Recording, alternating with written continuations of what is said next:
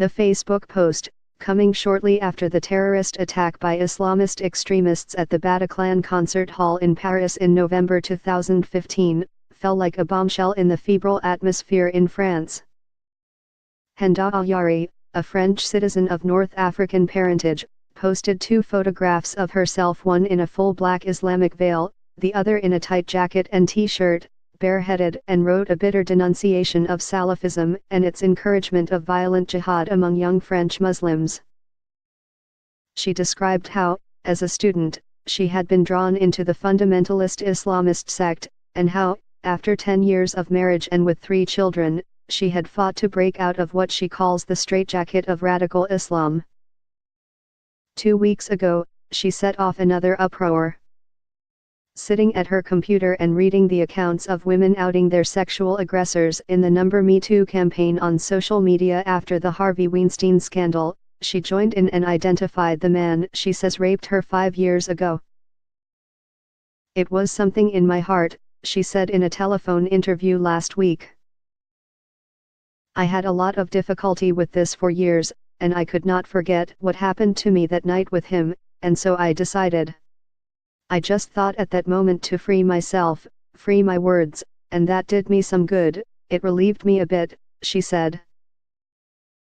But, the name, I did not think it would cause such a noise. The man she accused of raping her in a Paris hotel room in the spring of 2012, and who she says threatened her into silence, was Tariq Ramadan, a Swiss-born Muslim scholar who teaches contemporary Islamic studies at Oxford University and who is a familiar face on television news programs, speaking about Islam and the Western world. The same day Ms. Al-Yari exposed him on Facebook, she filed a complaint about the assault with the police in her hometown, Rouen, France. She has accused Mr. Ramadan of rape, sexual assault, willful violence, harassment, and intimidation, her lawyers said. Mr. Ramadan said in an announcement on his Facebook page over the weekend that the allegations were unfounded and that they were part of an organized campaign of slander by his enemies. He added that he had ordered his lawyer to sue Ms. Al-Yari for defamation. "The law has to take its course," he wrote. "My attorney is handling the case, we expect a long and bitter fight." Ms. Al-Yari, 40, is a fighter. After the 2015 Facebook post, she went on to write a book, I Chose to Be Free, a survivor of Salafism in France, which exposed the mental and physical subjugation that she and other women suffered inside the Salaf community. She also described a sexual assault, though she did not identify her alleged assailant by name. That stance brought her threats and condemnation, even from her own family.